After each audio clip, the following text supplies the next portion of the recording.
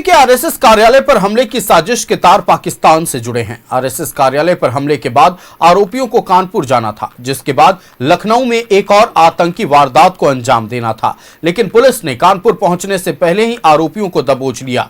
पूछताछ में गिरफ्तार आरोपियों ने कई चौंकाने वाले खुलासे किए।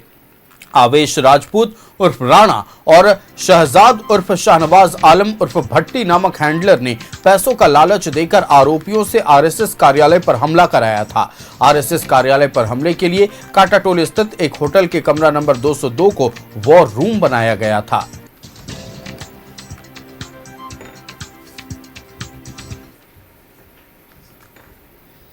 आरएसएस दफ्तर पे हुए पेट्रोल बम हमले के मामले में लगातार इस पूरे मामले की अब जांच एटीएस कर रही है और एटीएस कई कड़ियों को जोड़ने का काम कर रही है। हालांकि इस पूरी घटना से पहले जो 3 आरोपी थे, सयान, अमन और सैफ, तीनों ही राज्य के काटाटोली का स्थित एक स्थानीय होटल पर रुके थे, जहां पर रुकने के बाद जो है पूरी घटनाक्रम को जोड़ा और उसके बाद सीधे यहां से निकल करके आरएसएस दफ्तर पहुंच गए। यह हुआ कमरा है, 202 नंबर कमरा है जो होटल का, जहां पर तीनों यहां पर रुकते हैं, रात बिताने की बात करते हैं। होटल के रजिस्टर पर तीनों अपने नाम की एंट्री करते हैं। तमाम जरूरी दस्तावेज जो है होटल प्रबंधक को दिया जाता है और उसके बाद सभी इस कमरे में आ जाते हैं। हालांकि इस कमरे में आने के बाद इन लोगों के मंसूबे क्या थे, क्योंकि यह कमरा जो है वो बंद था और तीनों कमरे में रहते हैं और उसके बाद देर रात यहां से निकल करके तीनों आरोपी जो है रांची के निवारणपुर चुटिया थाना अंतर्गत जो है आरएसएस दफ्तर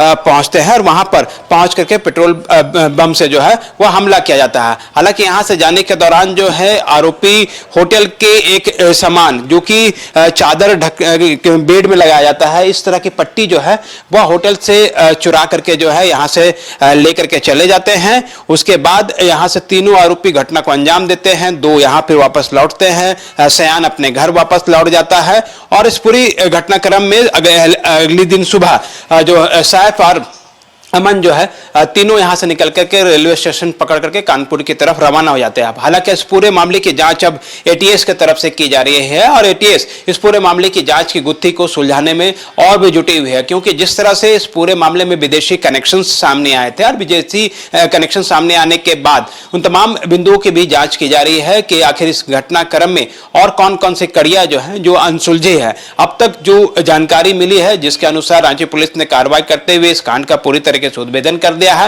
एटीएस को जांच की जिम्मेदारी दी गई है। एटीएस भी अब इस पूरे मामले को लेकर के लगातार रेस है और कई कड़ियों को जोड़ने का काम कर रही है। कैमरामैन गुड्डू के साथ मोहम्मद इमरान, न्यूज़ 11 भारत, रांची। संवाददाता इमरान हमारे साथ लाइव जुड़ रहे, सीधे इमरान का रुख करते हैं। इमरान, देखिए, रांची स्थित आरएसएस प्रदेश कार्यालय पर हुआ हमला असामाजिक तत्वों के द्वारा की हुई महज एक करतूत नहीं थी, इसे एक आतंकी साजिश माना जा रहा था। बाकायदा इन आतंकियों का कथित आतंकियों का ब्लूप्रिंट भी तैयार था। यहां हमला करने के बाद वो कानपुर भागने की फिराक में थे, उनका पाकिस्तान कनेक्शन भी सामने आया। लखनऊ में अगले आतंकी वारदात को वो अंजाम देने वाले थे। फिलहाल आपके पास क्या कुछ अपडेट है? पूरी पुख्ता जानकारी दर्शकों से साझा करें।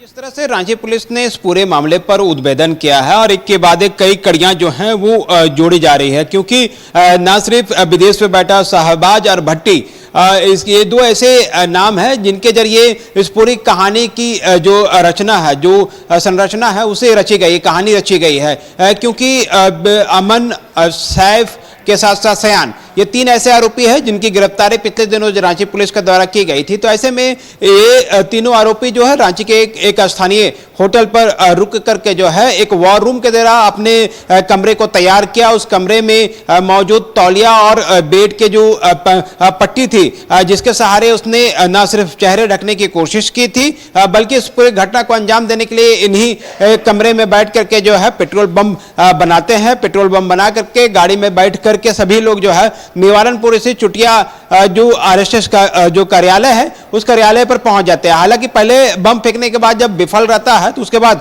फौरन इस पूरे मामले की जानकारी शहबाज को दी जाती है। शहबाज वही व्यक्ति है जिसने इन युवकों को टास्क दिया था, ताकि इन युवकों को इस टास्क को पूरा करने के बाद जो है 50-50 हजार रुपए भी जो है वो दी जाती है। और इस पूरी घटना को अंजाम देने के बाद यहां से सीधे कानपुर और उसके बाद लखनऊ में दूसरी जो घटना है उस घटना को अंजाम देने की फिराक में थे। चूंकि यह पूरी घटना को अगर आप देखेंगे तो एक छोटी सी जो पेट्रोल बम है उनका इस्तेमाल किया गया। इंटेंशन ये था कि सिर्फ आगजनी और दहशत फैलाना था, लेकिन इस पूरी घटना के बाद की जो माहौल क्रिएट किया जाता उस क्रिएट कराने को लेकर के यह पूरा विदेश में बैठे व्यक्ति के द्वारा जो है वो साजिश रची गई है। चूंकि अमन पूर्व में विदेश जा चुका था, वो लगातार शहबाज के संपर्क में था और जिस तरह से इस पूरी घटना को अंजाम देने के बाद जब शहबाज ने अमन से संपर्क किया, बातचीत की, तो उसके बाद सैफ ठीक उसके बगल पे ही मौजूद था और सैफ ने अमन के फोन को लेकर के इस पूरे मामले को लेकर के जानकारी दी कि अमन ने इस पूरी घटना को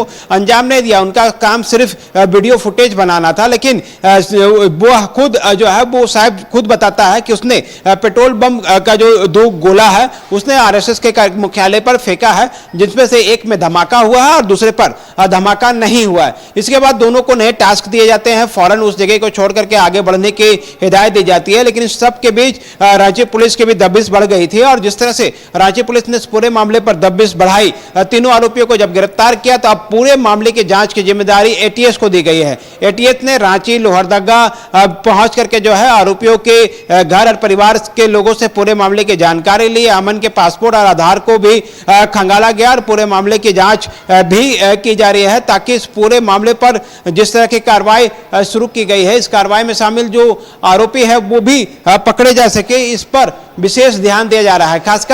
खास करके ये एक तरह से कहे झारखंड की पहली आतंकी घटना के रूप में इसे एक तरह से देखा जा सकता है। हालांकि इस पूरे घटना में कोई बड़ा जानो माल का नुकसान नहीं हुआ है, लेकिन जिस तरह से पेट्रोल बम फेंका गया है तो झारखंड के इतिहास में यह पहला मौका था किसी आतंकी संगठन के साठगांठ में यहाँ के स्थानीय युवकों के द्वारा जो है एक सोची समझी साजिश के तहत जो है पेट्रोल बम से हमला किया गया और इस हमले में शामिल जो लोग थे वह विदेश में बैठे लोगों के से संपर्क में थे, आतंकी संगठनों के संपर्क में थे। तो ऐसे में इस पूरे मामले पर अब एटीएस के पास जांच की जिम्मेदारी है। एनआईए भी इस पूरे मामले को लगातार देख रहा है। जांच की जिम्मेदारी है और जो खुलासे हो रहे हैं ये बेहद चौंकाने वाले हैं। इसके तार जहां तक जुड़े हुए हैं सबको खंगाला जा रहा है। अब देखना है कि इस पूरे मामले में किन किन और लोगों को गिरफ्तार किया जाता है।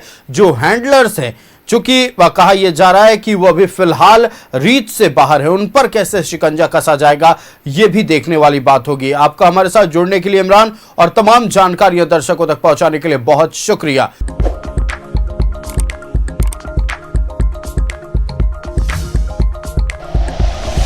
Like and share videos, subscribe करें हमारा चैनल और प्रेस करें बेल आइकॉन। न्यूज़ 11 भारत, सच है तो दिखेगा।